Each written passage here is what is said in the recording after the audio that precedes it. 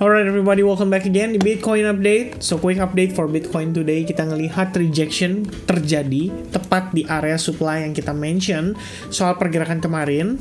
Dan seperti yang saya katakan ya, kita masih memiliki syarat untuk memastikan apakah Bitcoin itu benar-benar bisa totally bullish. Secara fundamental sebenarnya kita cukup didukung akibat statement yang diberikan oleh Jerome Powell kemarin.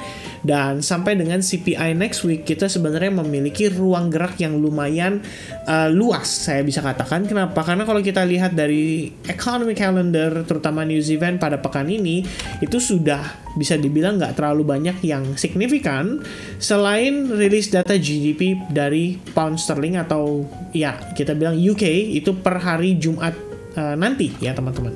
Sementara kalau dari sisi US itu udah nggak ada lagi, paling cuman ya salah satu anggota The Fed ya, Waller, itu akan speak. Kemudian akan ada EU Leaders Summit. Jadi memang ini adalah kumpulan para pemimpin di Uni Eropa. Akan ada perkumpulan di sana dari Prancis, kemudian Italia, ya macam-macam teman-teman ya. Dan ya itu paling yang akan menjadi note penting karena ini kita ngomongin soal forecast economy untuk Uni Eropa. Jadi ini bakal menjadi salah satu momen penting lah kalau saya bisa bilang di hari Kamis jam 8 di hari Kamis sekitar jam 5 sore. Jadi kita perlu antisipasi dan pergerakan selain daripada itu dari sisi US itu udah nggak terlalu banyak. Cuman hari ini teman-teman perhatikan Nasdaq dan juga S&P 500 itu keduanya U-turn ya. Jadi setelah kemarin kita mendapatkan reaksi yang cenderung positif, per hari ini lagi-lagi Nasdaq mendapatkan rejection. Memang sih kalau kita lihat pergerakan saat ini, Nasdaq itu belum menunjukkan dia break dari area major supportnya, tapi di sini terbentuk potensi trend line. Jadi mungkin kita akan bergerak sideways di dalam sebuah potensi chart pattern yang bisa terbentuk semacam descending triangle, atau memang kita hanya create base aja di sini. Jadi kayak tersideways perlahan-lahan menunggu sampai entah ya mungkin konfirmasi yang dibutuhkan. Nah dari sisi dolar index sebetulnya hari ini kita ngelihat juga sama U-turn. Jadi begitu dolar indeksnya kembali menguat sampai di atas EMA 8 dan EMA 21 menunjukkan situasi kita jadi terkena rejection pada Bitcoin. Jadi Nasdaq, S&P 500 menjadi penggerak motor daripada koreksi Bitcoin hari ini. Dan Bitcoin hampir ya teman-teman, ini sekitar 2 jam 47 menit dari sekarang itu sebenarnya menjadi konfirmasi. Hampir melahap seluruh gain yang terjadi pada pergerakan kemarin. Dan kalau misalkan Bitcoin closing di bawah opening candle kemarin, di bawah low kemarin, ini bakal menjadi suatu kondisi yang bisa dikatakan sebagai sebuah bentuk konfirmasi, yaitu break dan retest pada EMA 8 yang artinya akan ada kecenderungan penurunan lanjutan ya. Syaratnya adalah break di bawah low candle kemarin. Ya itu akan menjadi note penting buat kita pada pergerakan hari ini.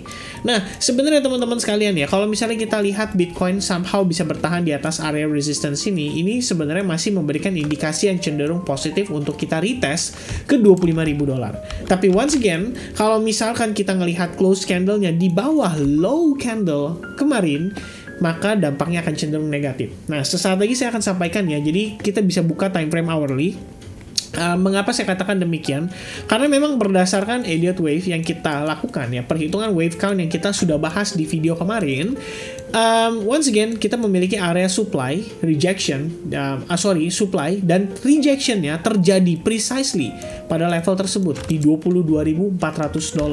After rejection sebenarnya ekspektasi yang kita harapkan adalah bisa melihat Bitcoin turunnya terkoreksi sehingga tertahan di atas resistance kemarin dan bisa kembali nanjak serta break dari supply zone-nya.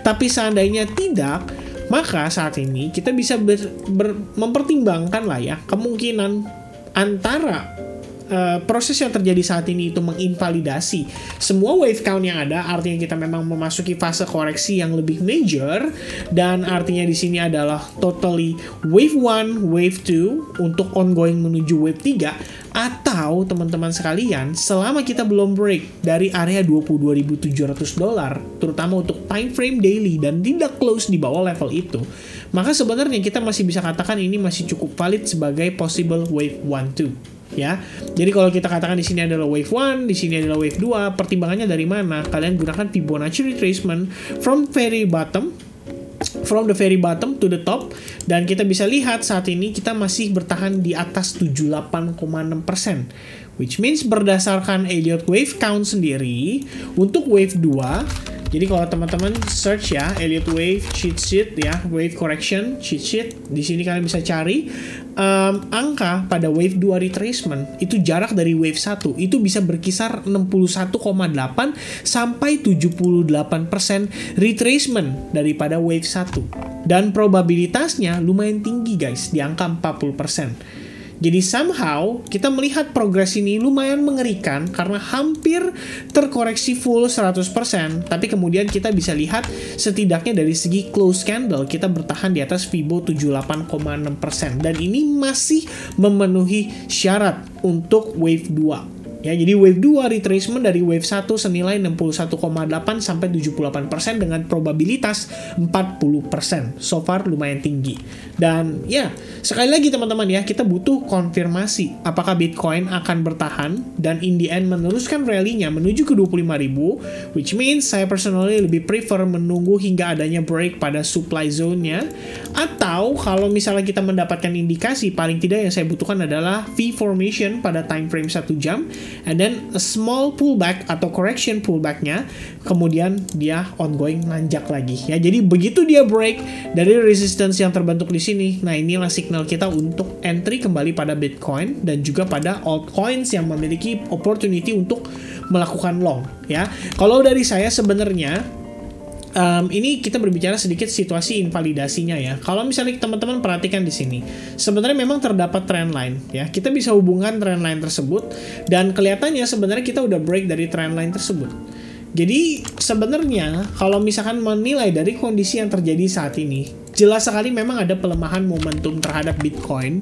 Jadi untuk pelemahan momentum ini tentu saja kita perlu sama-sama antisipasi, di mana ada kemungkinan kita sedang memasuki yang namanya fase transisi ya. Jadi kalau teman-teman lihat di sini, from higher high higher low berubah menjadi lower high lower low ya, which is possible turn around and then kita retest ke area yang lebih major pada time frame yang lebih besar seperti di $20.900 atau $21.300 pada time frame daily.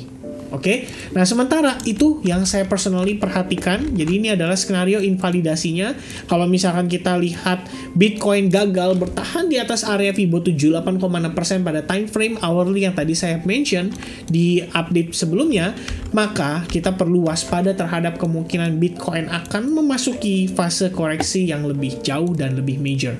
Oke, jadi ini perlu di take note teman-teman sekalian, ada possibility terbentuk yang namanya descending triangle pattern, dan kalau misalkan demikian kita tidak mampu create higher high melewati area supply zone di 23.400 yang kita mention sebelumnya, maka waspada ya terhadap potensi koreksi lebih jauh untuk Bitcoin, bahkan sampai ke level 1.300 dan $20.600. Alright, so I think that's it teman-teman untuk update saya seputaran Bitcoin. Per besok mungkin saya akan late update karena akan ada keperluan ya teman-teman sekalian. Jadi saya akan update kembali mungkin agak lebih telat dibanding hari biasanya, dibanding jam biasanya. So thank you very much for watching and I'll see you guys again in the next update. God bless everyone. Have a nice day. Cheers guys and goodbye.